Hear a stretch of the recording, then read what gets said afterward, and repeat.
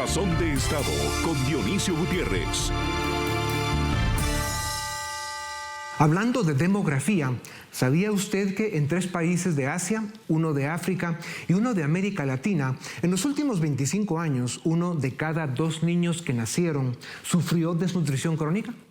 Esto es, la mitad de sus niños. Y si en esos 5 países, en 25 años, se duplicó la población, quiere decir que hoy la mitad de su gente tiene severas lesiones cerebrales o sufre un atraso mental. Estas naciones tienen su desarrollo comprometido y tendrán que hacer casi milagros para salir adelante, mientras no resuelvan el drama humano que es una vida nueva mal alimentada.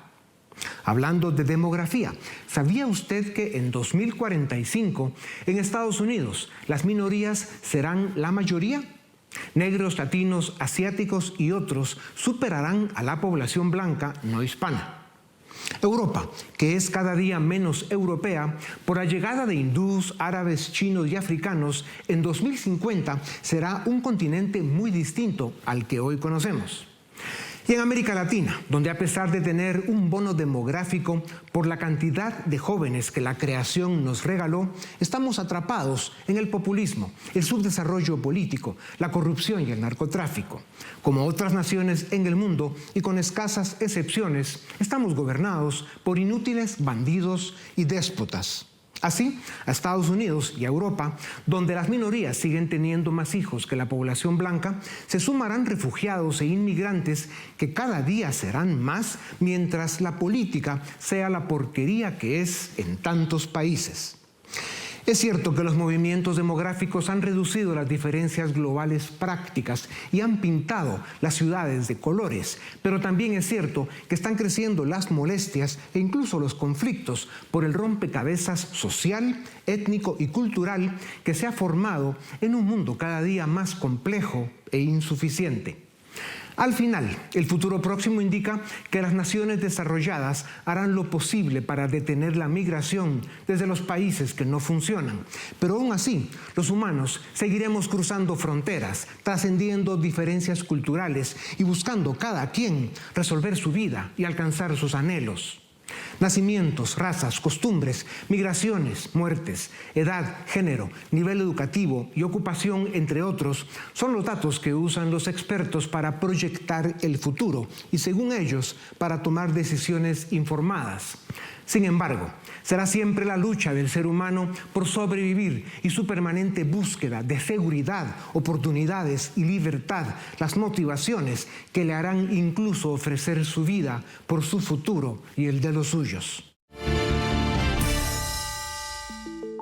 Menos sexo y pocos niños están llevando al mundo a una crisis demográfica que tendrá profundas consecuencias económicas, fiscales y sociales en las próximas décadas. Sí, aunque parezca ficción o mentira, el mundo está en una tendencia demográfica que dará problemas. Durante más de 10.000 años, la población global creció apenas 0.04% anualmente. Las mujeres tenían muchos hijos, pero la gran mayoría moría antes de cumplir 5 años, y por eso la población no crecía. Sin embargo, a partir de 1800, la población mundial creció de forma exponencial y pasó de 1.000 millones a 8.000 millones en tan solo 200 años. Los avances en la ciencia y la medicina que permitió el capitalismo en los últimos 2 siglos facilitaron el aumento dramático en la sobrevivencia infantil. La humanidad floreció como nunca en su historia. Sin embargo, en los países desarrollados, la expansión de la clase media, el uso de métodos anticonceptivos y la incorporación de las mujeres al mundo laboral ha provocado que las personas tengan cada vez menos hijos. En Estados Unidos, durante los años 60, las mujeres tenían 3.6 hijos en promedio. Hoy en día, tienen 1.7 hijos. Este es un patrón que se repite en todos los países desarrollados. Europa tiene hoy 746 millones de habitantes, pero se estima que en 2050 se reduzca a 704 millones y en 2100 caiga a 593 millones. Un 21% menos en 75 años. América Latina no escapa de esta realidad. En los años 60, las mujeres de la región tenían 5.9 hijos en promedio. Hoy en día tienen 1.8 hijos, lo que implica que la población también se reducirá en las próximas décadas. Solo África, Medio Oriente y ciertos países asiáticos mantienen una tasa de fertilidad que les permitirá seguir incrementando su población en lo que resta del siglo XXI. Una población mundial con menos trabajadores y menos consumidores afectará el mercado inmobiliario y el consumo en otros sectores de la economía mundial. Está por verse cómo las nuevas tecnologías sustituirán la decreciente fuerza laboral y los vacíos que provocará el fenómeno demográfico en los mercados. Además, los sistemas de pensión podrían quebrar, ya que se necesitan 4 trabajadores jóvenes para sostener a un jubilado. En la medida que se reduzca el número de jóvenes y se incremente el número de jubilados, los sistemas de pensiones de reparto colapsarán. Con las tendencias demográficas de hoy, Estados Unidos y Europa se están poblando de minorías y de migrantes árabes y africanos. Las disputas políticas y la conflictividad social están en aumento. Está claro que el hemisferio occidental se dirige a una crisis demográfica estructural, a pesar de los incentivos fiscales y los beneficios sociales que se han implementado para motivar a las personas a que tengan más hijos. De cualquier forma, uno de los grandes desafíos de nuestro tiempo es que la especie humana avance, evolucione y alcance mayores niveles de bienestar. Quimeras solo posibles en un mundo en paz, con Estado de Derecho, políticas públicas efectivas, economías vigorosas y en libertad. La demografía es la ciencia que estudia la estructura, composición y evolución de la población humana en una región o en el mundo. En términos sencillos, la demografía analiza cuántas personas viven en un lugar, cómo están distribuidas según su edad, género, nivel educativo y económico, ocupación, entre otros factores, y cómo estos números cambian con el tiempo debido a nacimientos, muertes, migraciones y otros eventos. Al analizar estos datos, los expertos pueden hacer proyecciones sobre el futuro. Esto ayuda a tomar decisiones informadas y a planificar mejor para el bienestar de la sociedad. Para conversar sobre esta compleja y necesaria ciencia, tengo el gusto de presentarles a Astrid Arriaza, doctora en Estadística para Ciencias Sociales y Demografía, es química farmacéutica e hizo una maestría en Salud Pública y Gerencia. Doctora Arriaza, bienvenida a Razón de Estado. ¿Cuál es el impacto demográfico de la migración en América Latina, tanto de personas que migran hacia el norte como de los inmigrantes que llegan a otros países de la región? Pues el tema de migración, ¿verdad? Es uno de los ejes medulares en la demografía actual y de alguna manera ha sido uno de los temas que ha sido más explorado o que causa mayor revuelo en el ámbito político fuera del académico. Y principalmente, pues no solo porque los migrantes tienen un rol principal en las economías, a los países que lo reciben y tanto como al país que lo expulsa, de esa manera se le conoce. Pero sí, de alguna manera, como menciona, hay un impacto demográfico que va más allá de un mero ejercicio o un interés económico de las familias. Existen ciertos estudios en donde se muestra de alguna manera evidencia de que existe una disminución de la fecundidad o una disminución de la población en áreas que, pues, de alguna manera expulsan una gran cantidad de personas en búsqueda de oportunidades de trabajo. Claro, y hay economías de países que casi ya dependen de la remesa familiar, ¿no?, que generan esas dinámicas demográficas.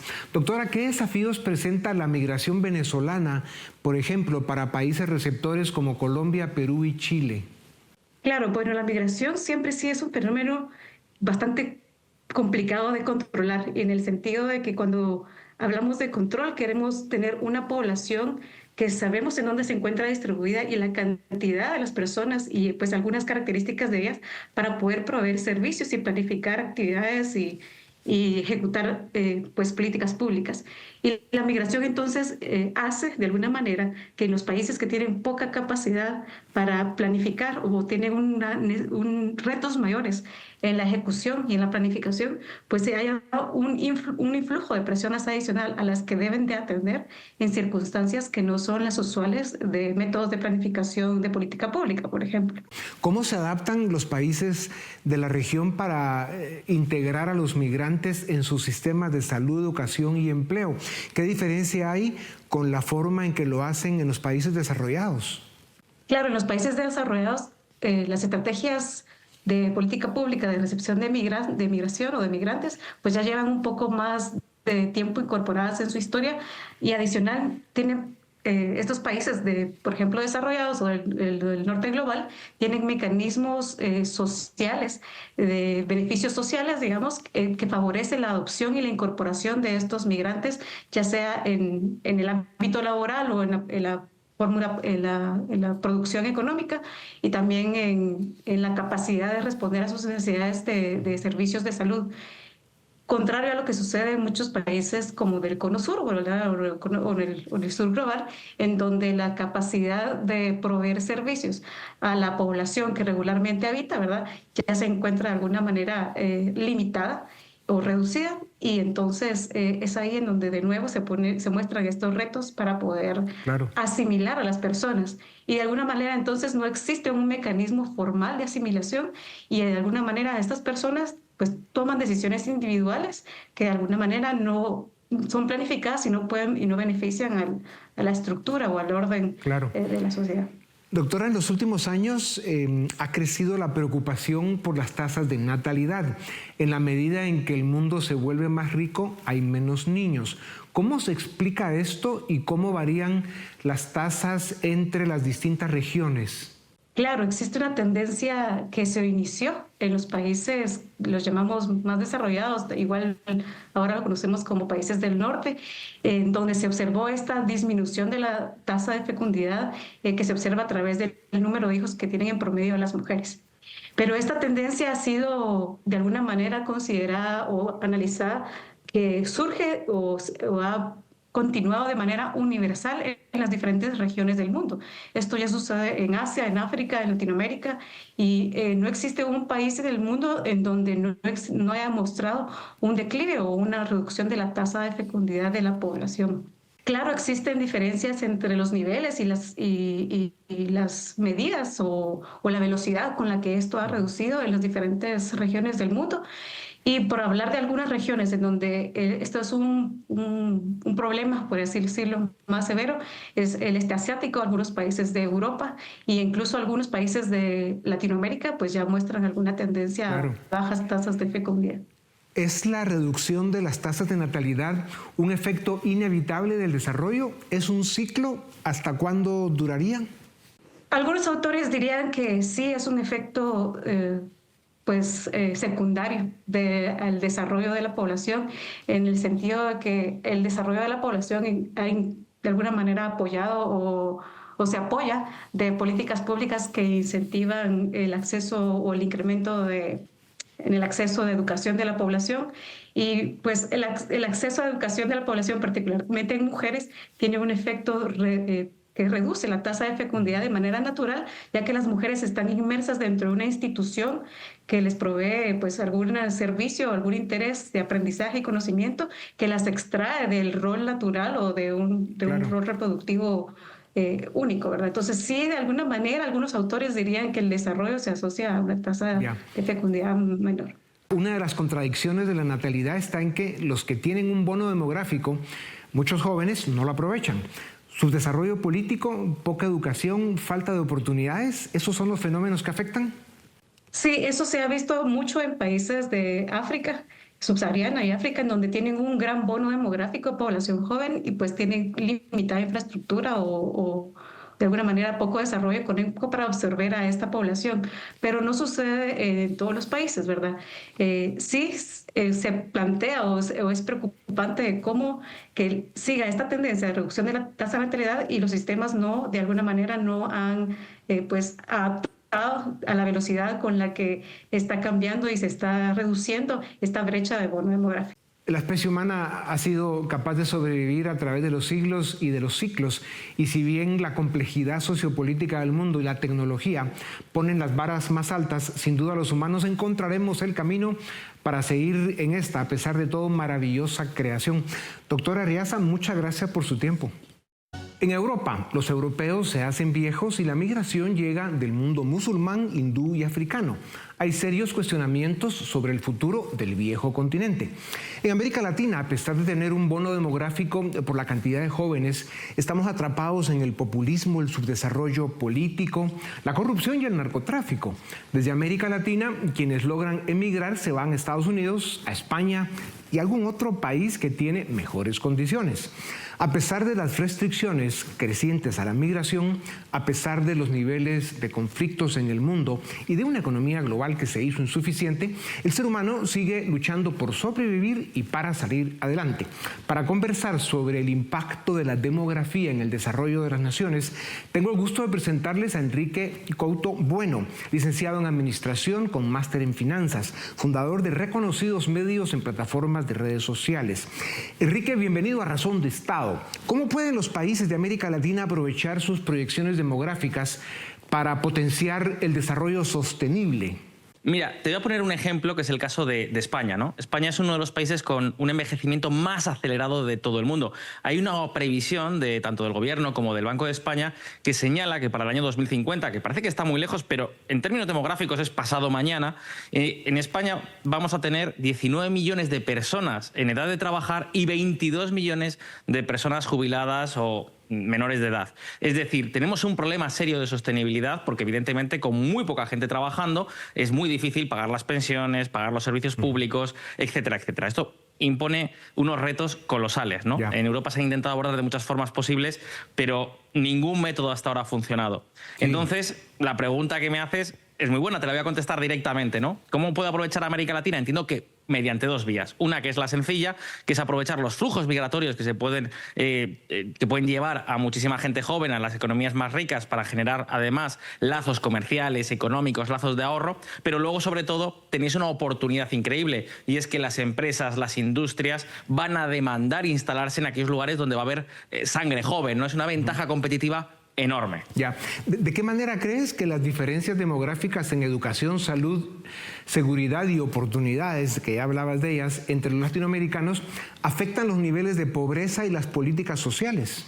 Bueno, la experiencia internacional nos dice que es un tema relevante, ¿no? Las sociedades más jóvenes inicialmente pueden tener un cierto retraso en desarrollo económico, pero luego tienen una fuerza productiva muchísimo más grande. Al final estamos hablando de mano de obra, estamos hablando de emprendimiento, estamos hablando de la capacidad para explotar el talento humano. Pero para eso hace falta una serie de condiciones. Es decir, es la materia prima está, América Latina la tiene, pero hace falta una serie de condiciones y las condiciones yo las situaría dos fundamentales. Una, educación, formación, sobre todo en la sociedad del siglo XXI, donde los trabajos cada vez exigen una mayor cualificación. Y dos, por encima de todo, seguridad jurídica. Claro. Para que las empresas crezcan, nazcan, se desarrollen, hace falta seguridad jurídica. Ya.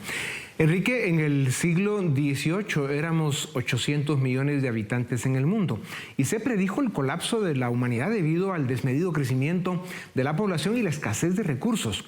Hoy somos más de 8.000 millones de humanos y a pesar de los problemas, esa predicción pierde validez y nos preocupa más la escasez de niños. ¿Cómo ves el mundo en 20 años? ¿Debemos ponernos a traer niños al mundo o debemos corregir algunas cosas antes? Bueno, ojalá pudiésemos incrementar las tasas de natalidad, pero lo cierto es que la experiencia empírica nos dice que es muy complicado. ¿Cómo veo el mundo? Siendo realistas, veo un mundo que va a estar mucho más africanizado de lo que está hoy. Y esto abre unas vertientes muy interesantes para analizar. En 2050, el 25% de la población mundial va a vivir en África. Y para finales de siglo, las Naciones Unidas estima que sea casi el 40% de la población mundial. Es decir, que ¿cómo veo el futuro? Pues el futuro lo veo de una forma en la que vamos a tener que adaptarnos mucho más a las nuevas realidades que se nos vienen. Ojalá pudiéramos tener muchos más niños porque tendríamos sociedades más jóvenes, con más vitalidad. Pero realmente, Dionisio, yo aquí soy un poco escéptico, lo siento, porque hasta ahora las políticas públicas no han funcionado, las políticas de incentivos, de estímulo a la natalidad no han funcionado. Entonces, ¿qué podemos hacer? Bueno, pues lo primero, tratar de aprovechar los recursos que ya tenemos, generar riqueza suficiente para que las familias, si así lo quieren, puedan crecer. A lo mejor cambia esa inercia y, sobre todo, también prepararnos para el mundo que viene. Mira, ya lo decías, las actividades económicas de los países desarrollados se ven afectadas por el envejecimiento de la fuerza laboral. ¿Qué retos enfrentarán los sectores que tradicionalmente dependen de una población joven para trabajar? ¿Ves la migración desde países con menos oportunidades como una solución? El problema de la migración es una solución, pero el problema de la migración está siempre en la capacidad de adaptación, ¿no? En la capacidad de integrarse en un espacio social y económico y cultural muy distinto. Afortunadamente, los lazos que nos unen a América Latina y España, por ejemplo, esto es mucho más fácil, como también lo es entre América Latina y Estados Unidos. Pero en el resto del mundo es muy, muy complicado. De hecho, las experiencias nos dicen, por ejemplo, Dinamarca tiene algunos estudios al respecto, que nos dicen que realmente la población migrante que llega de países mucho más pobres no alcanza niveles de productividad o de que sean capaces de generar riqueza hasta mucho más tarde, ¿no? Es decir, que por sí mismo no es una solución.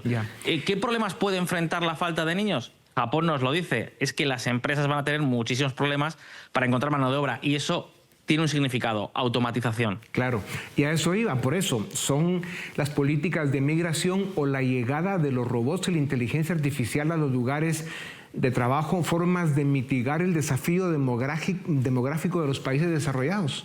Sin duda, absolutamente. La cuestión es que otra vez necesitamos impulsar el capital, impulsar la inversión y, curiosamente, los países con mayores problemas de envejecimiento demográfico no están en esa vía. Y no están en esa vía básicamente por un motivo, y es que los programas de bienestar social son terriblemente costosos. Entonces lo que hacen, curiosamente, es pegarse un tiro en el pie, que es subo los impuestos para pagar servicios sociales a las personas de más edad y eso ahuyenta la inversión. Es un tema interesante. Ya. El mundo desarrollado experimenta desde hace varios años una reducción en las tasas de natalidad, ya lo hablábamos. Al contrario de América Latina, el continente africano y el asiático están creciendo su población a un ritmo más acelerado. Tú eso lo tienes clarísimo. ¿Será al final y después de golpes de cabeza la migración libre y el libre mercado la forma en que el mundo compense sus debilidades? Ojalá. No lo puedo sintetizar de una manera más fácil. Ojalá. La cuestión es que para que se produzcan esos flujos libres también hace falta unas instituciones que canalicen bien estas vías de migración, Dionisio, porque la experiencia también nos dice que cuando los procesos son descontrolados o cuando no hay unas instituciones jurídicas, sociales, civiles que ordenan ese proceso, se producen muchísimos problemas. Las últimas elecciones de Estados Unidos creo que es un buen reflejo de toda esta problemática. Ya. Si algo nos debe quedar claro es que la migración y la tecnología son dos fenómenos imparables. No importa lo que hagan los gobiernos, la gente y las máquinas inteligentes seguirán moviéndose, evolucionando y encontrando acomodo, cueste lo que cueste. Por eso, el respeto a los valores tradicionales como la propiedad, la vida y la libertad serán siempre un buen marco para la convivencia. Enrique, gracias por tu tiempo. A ustedes también, gracias por acompañarnos una vez más. Esto es Razón de Estado.